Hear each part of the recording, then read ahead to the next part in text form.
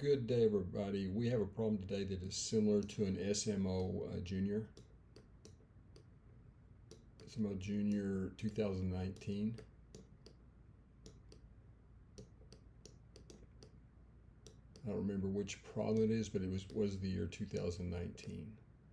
Now this problem, I think it's interesting because it's non-standard. You don't see it like in a standard college algebra course, not that I'm aware of at least. But it's known. You're given that this equation has no solution, and you just have to accept that as the truth. All right. There is no value of x that makes this true for a particular value of r. So we're searching for that value of r. So it's more or less the reverse of the standard kind of problem. It involves solving techniques, but it's more or less the same thing as solving in reverse, I guess, if that means anything. Okay, now the very first step here is just to factor the 14. 14 goes into 126 9 times. That explains this statement right here. So we're carrying on just like normal, okay? But at some point we have to appeal to the fact that this expression this equality has no solution, okay? So let's move along. Now, what I did right here, notice that these two factors are almost the same, 9 minus x and x minus 9. We can remedy that by just putting a minus sign right here, okay? Now, in the same breath, I multiplied through by 14 times the quantity x minus 9 to isolate r. We are trying to find r, right? We're trying to find r, okay? Now I'll just make a side note over here that's sort of subtle and slightly confusing in my opinion.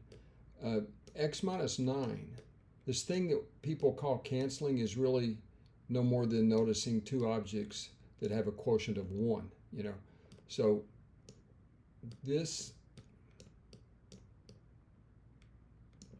is equal to 1, but it gets left out and people overlook it many times.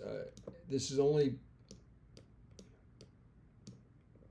if x is not equal to 9. Obviously, if x is equal to 9, this is an invalid operation. So this is always equal to 1 provided x is not equal to 9, okay?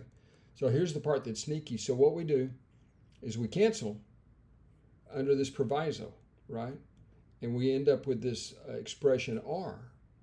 But we know that the cancellation depends on x not being equal to 9. So what do? We put x equals 9 in here because we're already told that's implied by the fact that this has no solution, right?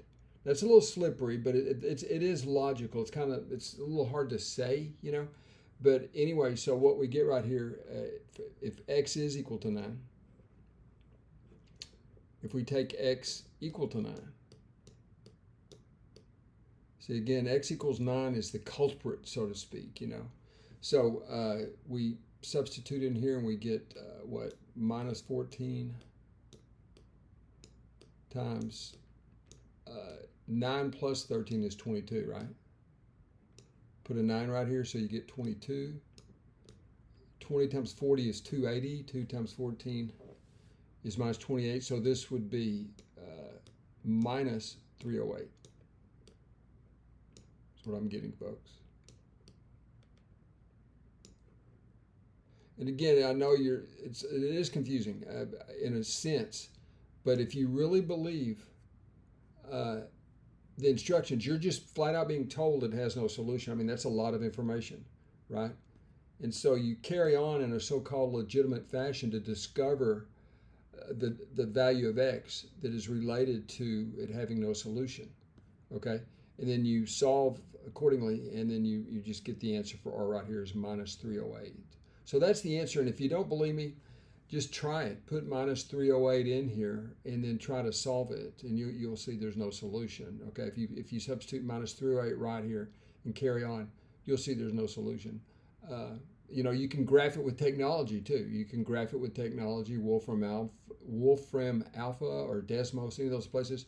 Put a minus 308 in here and graph it, and it'll come up over and over. There's no solutions. If you change this to anything other than minus 308, there will be a solution. So again, I think it's an interesting problem.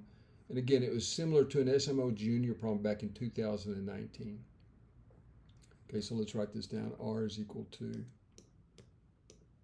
minus 308.